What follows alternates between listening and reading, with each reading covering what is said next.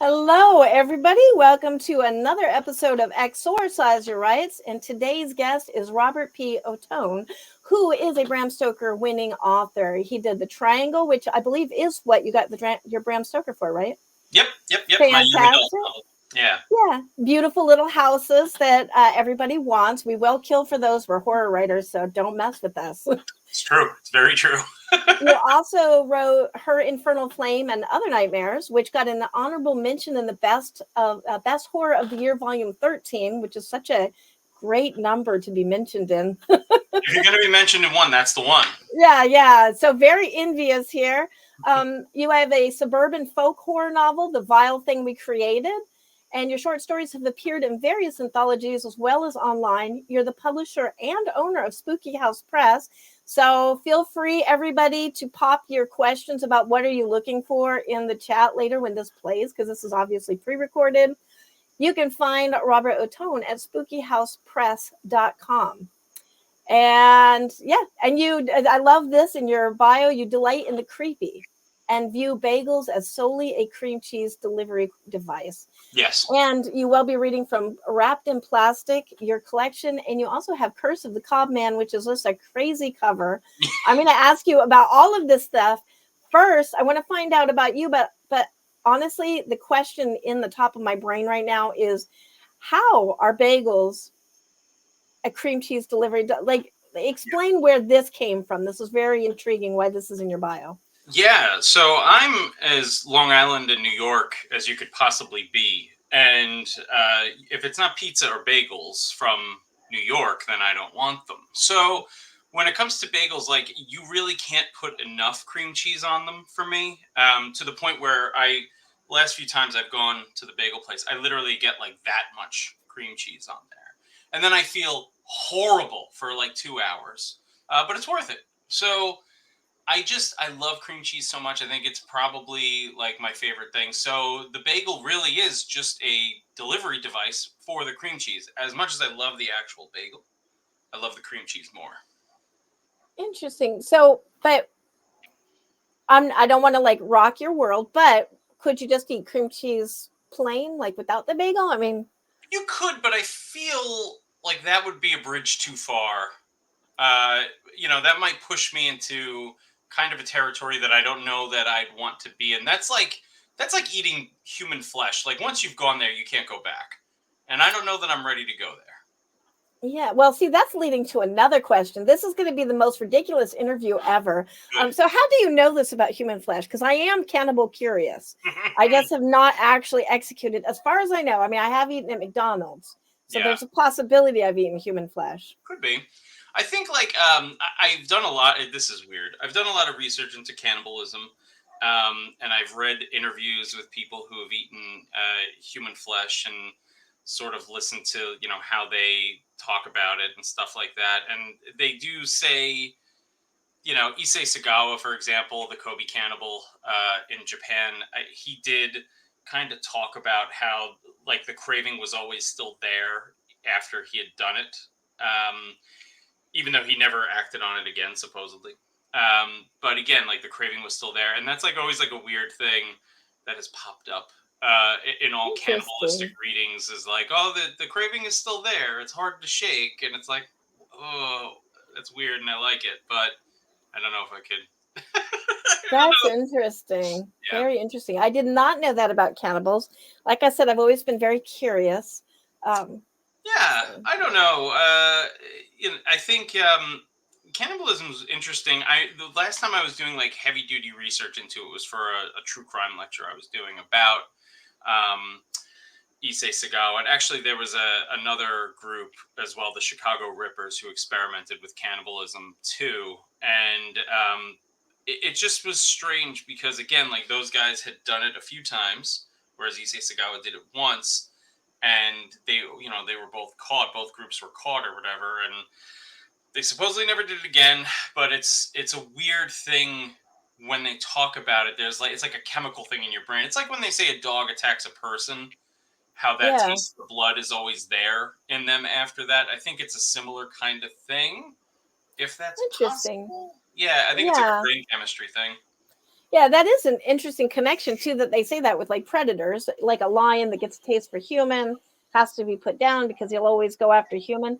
So what I'm getting out of this is people are addictive. So don't Oh, do no way. people, guys. Don't do people. It's a gateway meat. That's a great title for something. Gateway meat. I think I might steal that. Okay, I have so many things that I need to be doing on my to-do list. Like, yes, Gateway Meat by Robert P. Ottone coming. That interview will be on this show when that comes out. So putting in my 2 cents right now. I'm on the list. Well, aside from cream cheese and human meat, Yes. what are some of the other things? You've got all these great books out. Let's talk a little bit about your books. Sure. Yeah, I've got out my newest stuff is my collection wrapped in plastic and other sweet nothings. That's from Journal Stone, and they were just so wonderful to work with. Like I feel very honored to get to work with them. And then also my absurdist slasher giallo supernatural folk horror novel, Curse of the Cobman, which a lot of people love that cover. I love that cover. It's like that thing came right out of my head. I don't know how Michael Squid, the cover artist, did it, but that thing just came. Like it's like he just literally reached in and popped it right out. But uh, that's a very, very bloody, over the top. My wife says it's my grossest thing that I've ever written. So I'm very happy about that. I'm That's happy that awesome. it's gross. That is awesome. Tell me a little bit. Okay, so Cobman, I just popped the cover up in the corner of your screen. That's so tiny, we can't really see it. But I'll describe it. It is a very graphic and scary corn on the cob coming at you. So, like, tell me a little bit about what is inspiring that cover. Like, what is in the story to make that image?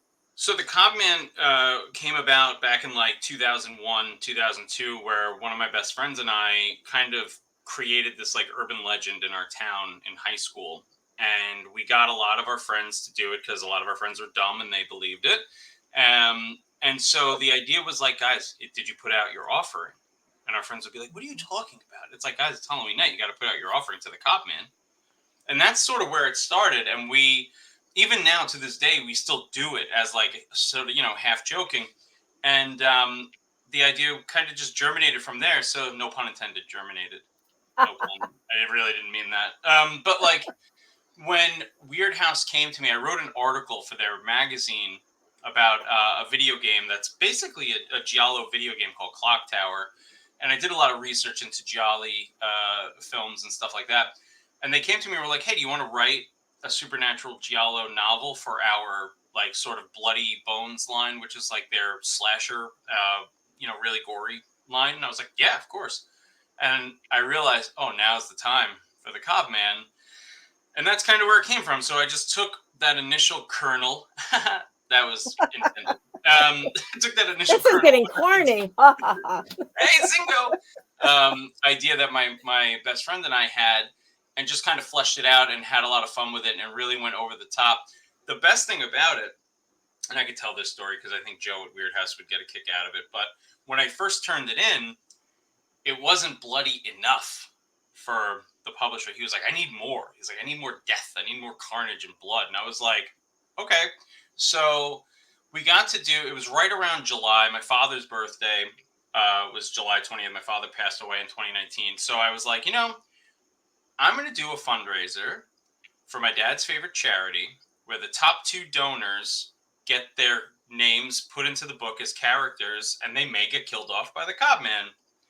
We ended up having 3 top donors. So all 3 of those guys ended up in the Cobman book. Do some of them die? Maybe. Do all of them die? Maybe. You'll have to find out. But it was really fun. We raised over $600 for St. Jude's Children's Hospital. I got to make it bloodier. And there was a lot more carnage that came about. I got to change the ending even, which was really exciting. Not like so dramatically different than what I had planned, but having these additional characters in the mix really made it, I think, a little more intense going into the final few pages. But Yeah, Codman comes from a place of like my friend and I having a good time and just being really ridiculous. That's awesome. This disappointment on my face is that I missed that fundraiser somehow and did not bid to get my name killed off in one of your books. I do aspire for that. One day I hope to either be banned or murdered in a book, not in real life, just fictionally is good for me, you Well, if know. it happens fictionally, then it never will happen in real life. That's what they say. If you're killed in a movie or in literature in a certain way, then you could never die that way in real life. So that's always been Oh, okay. So this is an open invite. Everybody kill me literally in all the ways you can think of. I will be immortal, it's true. including old age. I just died. She died of old age. That'll never happen now. Bring a vampire in. Anyways, I digress. Tell me, I'm going to switch over to Wrapped in Plastic. Trying to point. There it is. Yeah, it is very hard to. Yeah, we're backwards. And there's the big one right there. Yeah. Wrapped in Plastic. It's my new collection, and I sent it to Journal Stone, and they took a while to get back to me, and I was like, they're not going to publish this. And then they got back to me, and they were like, hey, we really want it. And I was like, okay, cool. And it started out a little bit differently. There were some stories in there that were a little brighter. They had more of like a hopeful ending. Um, and then as we were working on it and the title changed, because the original title of the collection was different than Wrapped in Plastic, and I was like, oh, let's make this darker. Let's get nastier and uglier. So I took out a couple stories that had been published elsewhere, and I wrote some new stories for it. So I think it's 7 stories that had been published elsewhere. No, it's 10 stories that had been published elsewhere, 7 originals in there. And they're all pretty dark, including the title story, Wrapped in Plastic, is a particularly gnarly story that really has a lot to do with sort of regret, and also has a lot to do with mourning and grief and stuff like that. Which I was, I don't typically see myself as writing like grief horror, but it does tinge a lot of the things that I work on. But in this case, I've got a lot of I really unleashed in this anthology. So I definitely, or collection rather, this is definitely my darkest collection. Her Infernal Name and Other Nightmares, that title novella is exceedingly dark, but the stories in this collection I think are just about as dark, especially the title one. And there's another story in there called Nibble that is really, really brutal and really rough. That's one my wife was like, I can't, this is so gross. I can't read this. And I was like, all right, great. That's how I knew I had something. Yeah, that's awesome. I find it interesting when you bring up the hope thing. I feel like 2020, and I'll say even 2020 has never really stopped in some cases. All of the stuff going on in the news, like the real life horror, like I feel like a lot of us, it's bridged us into a more hopeful horror. Like if everything is so bad, do we really want to write about it? It's almost like counter. Do you find that, is that why you had some hopeful horror stories in there, or is that what you normally wrote? Are you getting darker? Like, what do you feel like that has done to your particular style? I think sometimes I lean a little heavily into kind of like the horror that I grew up with. And even though like Halloween, like you can look at the movie Halloween, like Michael Myers just disappears at the end, and it's like, well, there's no hope here because Laurie Strode is shattered psychologically. Dr. Loomis knows that his mission's not over, and Michael Myers is still out there. So there's really no hope at the end of there. But at the very least, the night is over, and things, hopefully could get better, but doubtful. But like then I look at stuff like, Spielberg's horror stuff, Jaws, right? Like, arguably the greatest horror movie of all time. They kill the shark and it stops, and that's hope. Like they yeah, a lot of people died, but they got the job done, and conceivably everything is going to be okay. So sometimes I lean a little heavily into like that Spielberg-y kind of vibe. Poltergeist, for example, like they save the little girl, they push the TV out of the room, and you get the impression that hopefully everything's going to be better. Of course, 2 sequels later, that's not true, but we can hope at least. So I think like a lot of my kind of hopeful stuff comes from there. I know like my young adult and middle grade writing, the first the one that I won the Stoker for, the Triangle, that has a hopeful ending. And if you that's going to be a trilogy. I started the third one. I haven't finished it yet, but the first book, if you only read that, it ends with some hope to it. The second book was really my attempt at like writing a huge battle sequence to end it, and that's sort of my Empire Strikes Back. So that one ends kind of dark, and then the third one is going to end in a very weird cosmic-y way. Like the Lovecraft zine boys are going to love it. Like it's going to be heavy on the Cthulhu and Dagon and all that stuff, and they're going to go nuts for it. But that's like, I try to write with hope for younger audiences. Mhm. Like I have a middle grade book coming out with Weird House called The Sleepy Hollow Gang, and that's really my attempt at doing like Hocus Pocus meets the Monster Squad. And it's really like, when I'm writing for a younger audience, it's about the message. When I'm Mhm. writing for adults, it's about pushing boundaries and seeing how far I can really twist the knife. Mhm. That's good too to get, like, you don't want to scare the younger generation off too early. Like, Yeah. let them walk into horror all kind of softened up, because then it's just much more shocking, Hmm. when Yeah. they see the truth. Yeah. Right. Exactly. And I don't want, like, as a teacher, I teach in a middle school. The last thing I want is for these, like, kids are already super jaded. The last thing I want is to like fully extinguish that glimmer of innocence with my writing for younger audiences. Like, I don't want to do that. Some Hmm. authors, maybe they will, and maybe they want to, and I'm sure their work will be fabulous. But like, that's just not what I want to do. Like, I think the preservation of like innocence and childhood is very important. I think we all think that, but also at Yeah. the same time, like, I do want to scare them, but I don't want them to feel like, I don't want them to go through it thinking like how you feel at the end of like a movie like Hereditary, where it's just like punishment, punishment, punishment, punishment. Like, I don't want my young adult and middle grade stuff to be like that. I do Yeah. have a really dark middle grade book in me, and I have a really dark young adult book in me. But at the same time, the there has to be like a release. The valve has to, be turned a little bit so they don't feel like it's just never-ending darkness. Yeah. Yeah. That's also good, because it's how we can keep readers, possibly. If we don't utterly fill them with despair at a young age, then they'll keep bridging into horror later. Yeah, and that's the goal, to be Yeah. the what's it called, the gateway drug. Yeah. The gateway meat. Robert P. Ottone, the gateway meat. Love it. That's the best nickname I've ever had. Well, how about Wrapped in Plastic? I think you can read some of it. You have a reading set up. Yeah, I I have. would love to hear some of this. Cool. So I have a short story here. It's it's called "A Letter to the Ghost in My Basement." Dear thing that goes bump in the night. Hello from the other side. That is to say, the side of the living. I understand that the realtor who sold me this house, a bubbly, all too excited gentleman in a blue suit that was really too bright for any normal human to wear, didn't exactly tell me the entire truth while going into his spiel about the beams, the foundation, the expert molding, etc. But still, what's your deal? Yes, he talked about how beautiful the house is slash was, how the recent renovations and vinyl siding would last for about 20 or 30 years, and that the kitchen cabinets were all new and the bathrooms recently redone. But when it came to the basement, he simply stated that it wasn't finished and that it was the perfect workspace for a young guy like me, and that I could turn the entire space into a craft beer laboratory.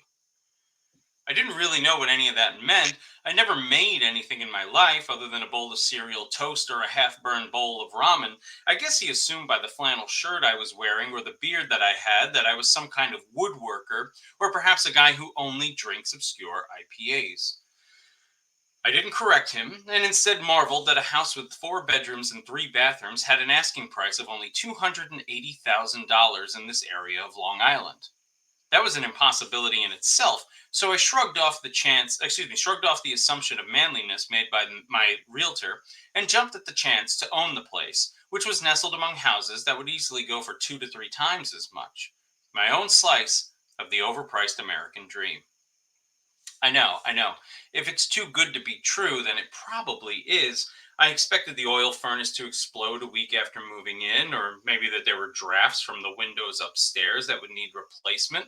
Maybe the plumbing was about to go. These would be costly fixes, sure, but in the end, none of these things happened. The house was damn near perfect, except for the basement. Walking past the basement door in the hallway resulted in a feeling of chills up my spine. What a cliche you are. You can't even do something nice like make the air smell like coconut or cookies or potpourri. You have to make the air around the door cold? So lame.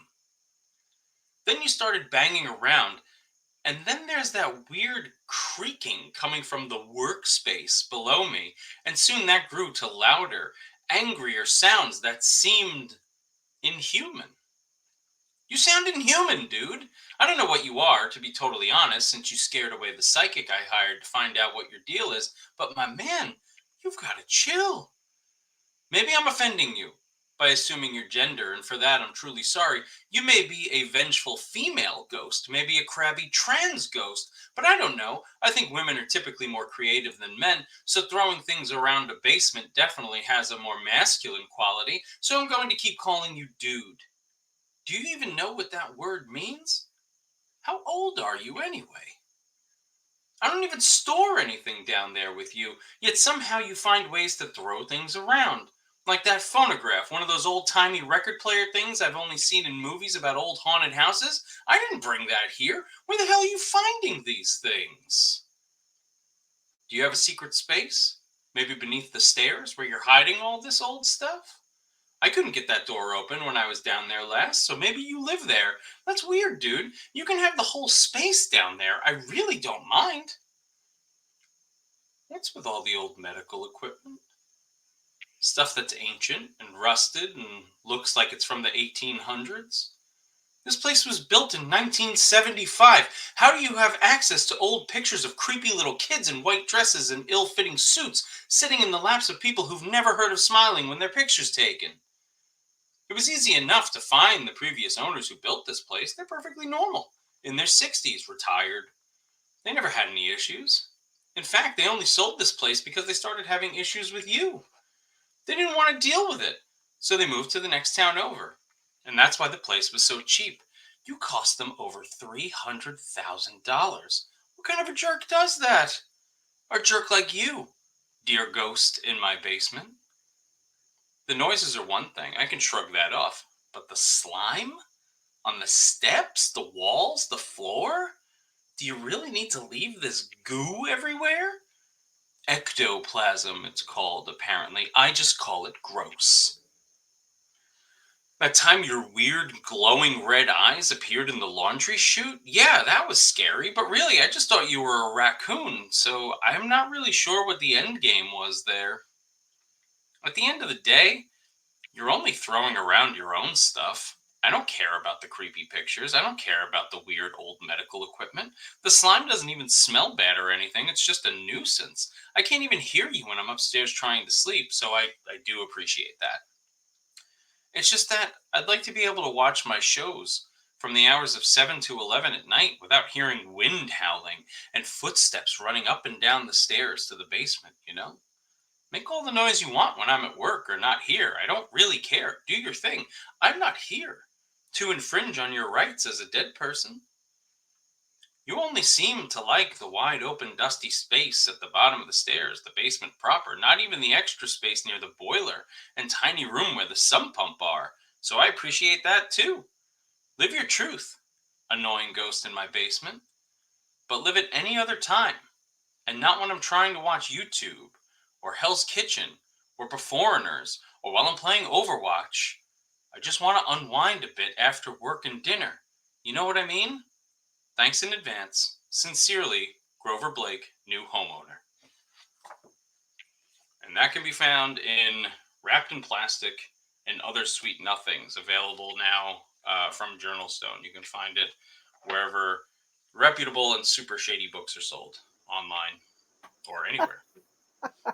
I love it. I love that you're debating the gender of the ghosts. Like you're just talking Yeah. to them as if they are a person, like you might Yeah. talk to anybody. Yeah, I don't want to make any assumptions. Yeah, I don't know anybody's truth. yeah, and what a reasonable request that the homeowner was making. I say you, but it's the homeowner in the story. But going off of that, is there any real life inspiration for the story? I think that this would be largely how I would legitimately react to a haunted house. The house my wife and I have now is not haunted, unfortunately, but we are looking to move, and I have said to realtors I will throw in an extra 10 grand if the house is haunted. Um, so they are on the lookout for a haunted house for us in upstate New York. Yeah. That story really comes out of my frustration with Long Island real estate because it's so impossible to buy anything here for less than $800,000. So Wow. yeah, it's remarkably absurd. But it'll be nice when we sell our house, so that'll be good. Yeah, yeah, that's fantastic. So I do like, I'm just going to point this out for horror authors. This is my personal bias, but I feel like if you're a horror author, you probably would embrace the macabre, embrace the ghosts and the monsters. Like, I feel like, I'm not saying this is true for everybody, that you would want a ghost in your house. And this is certainly true of me. So it's nice to meet somebody else that would be like, oh, there's a demon in my house. How fantastic is that? I am so lucky. So I can never understand when somebody like is a horror author, then you say something like, "Oh yeah, and I did a ghost hunt. You know, we were looking for the ghost, and then this did happen, this thing." And then they're like, "Oh, I'd be terrified." Like, really? Yeah, There why? wasn't even death involved. There was no personal threat. It was just a ghost moving something supernaturally.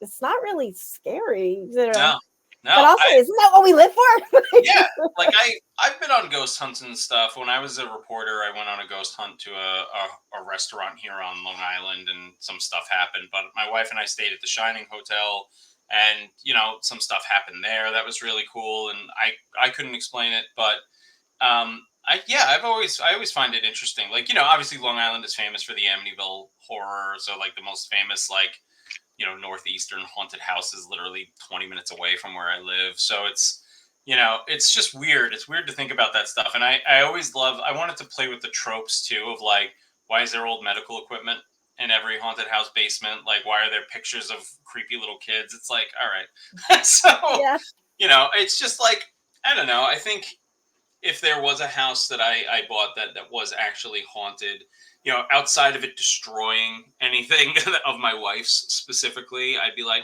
live and let live. Yeah, exactly. Ghosts got to live someplace too, or Yeah, not live someplace to be yeah. more accurate.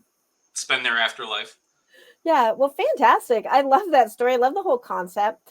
Thank you. Um, I've made a little note that if I am ever happening to be in your area, I will look you up because that's one of my bucket list items is to go to the Amityville Horror House. I know it's a touristy thing now, probably, right? Or No, there's. I will say, like, if we were to go, right, we'd have to be super fast because the cops are on you in about 2 seconds if you slow down near the house. It's painfully obvious which house it is because it's the only one that has a private property do not enter sign in front of it, as well as a large row of bushes. But you can very plainly see which house it is because it's one of the only ones that's like on its side. Um, yeah, and honestly, like a young family lives there, two, husband, wife, and two little kids. And apparently nothing has happened there, but I've heard other rumors that things have happened there. I don't know what to believe, but yeah, it's not touristy at all. It's fun. It's cool. It's part of our American ghost story stuff. We're lucky in New York. We've got two. We've got Amityville and we've got Sleepy Hollow. yeah, Probably two of the most famous American ghost stories there is, or there are rather. yeah. So no, it's not touristy at all. And I hope you do get to come. We'll go there, and then I'll take you to this really fabulous restaurant called the Noshery, and it's adorable. It's great. Writing this on my list in plans. Okay. I will send you my itinerary later. Excellent.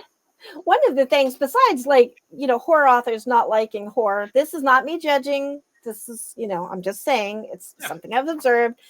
For anybody who doesn't like horror in real life, you're wrong.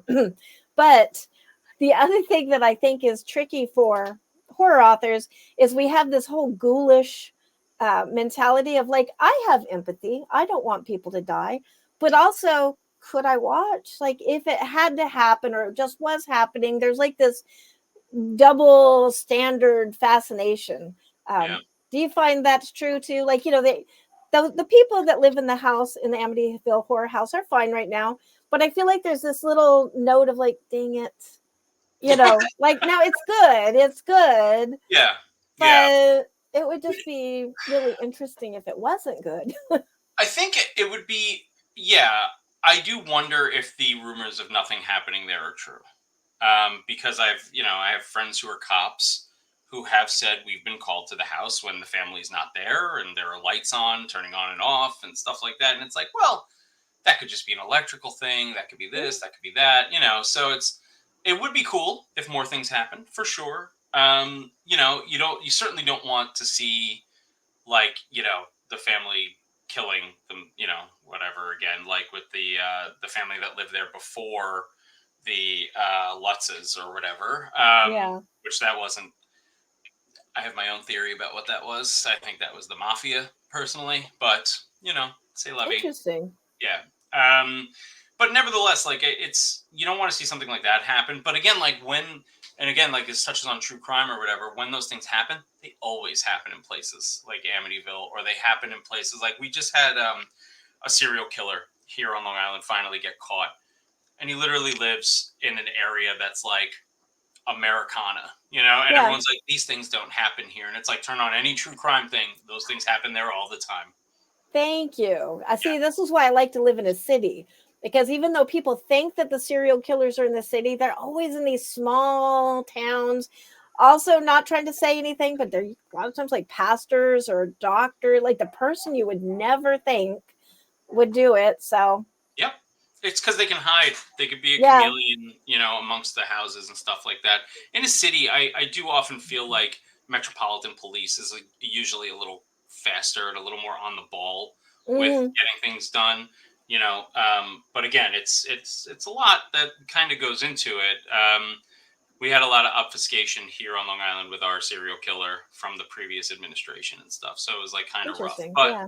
yeah, but once the new guy came in, he was like, "Cool, we're gonna get him," and then a year and a half later, they got him. So Awesome. Yeah. yeah, pretty Because good. ultimately, we do want them caught. I mean, like Ideally, we're ghoulish, but yeah. I mean, there's 50 active serial killers in the country at any given time.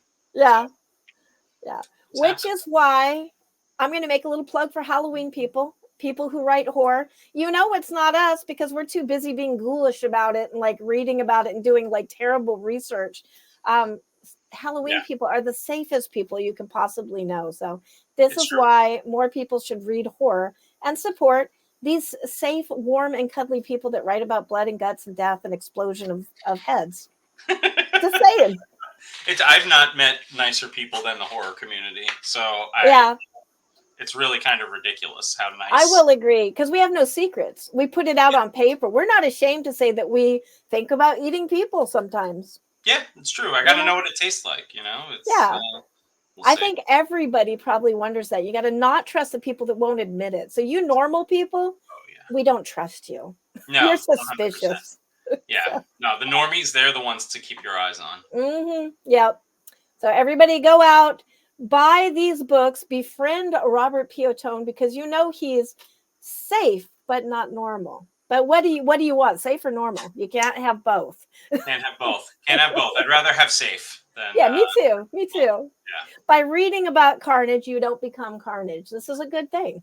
exactly. Perfect way to put it. So, well, tell me a little bit about, and also thank you for being on the show. This has been so interesting. I have loved talking to you. We have to do this again because Yeah. I have so many more questions that I know cannot support the average attention span of a half an hour. But tell me a little bit about where we can find your books and what have you got coming up now? Yeah, you can find my books on, the Amazon. You can find it on Journalstone. Journalstone does a cool thing where you get the paperback and you get a digital copy together. So I think that's kind of neat. You can get everything on Weird House Press, Curse of the Cobman. But yeah, pick it up on Amazon and please, for the love of God, leave a review Yes. because that does help us. And yeah, just pick everything up, and you can find me online on X and Blue Sky and all that stuff at Robert Ottone. And yeah, just say hi. Yeah. And the review, just a couple of sentences is great. You don't have to do like a college thesis, everybody. No. We love reviews, do so much to help. Yeah, Yeah. I'm just appreciative of people who read the book and offer their honest opinion. Like I think it's great. Awesome. Well, both of these just went on my reading list, and yeah, and I will be hitting you up. What was that restaurant we're going to? The Noshery? I'm there. The Noshery. Yeah, that place is great. Awesome. Awesome. Well, thank you so much, Robert, for being here. And let's do it again. You're awesome. Thank you so much, Angela. I really appreciate it. Yeah. All right. And thank you, everybody else. I will see you next week on Exercise Your Rights.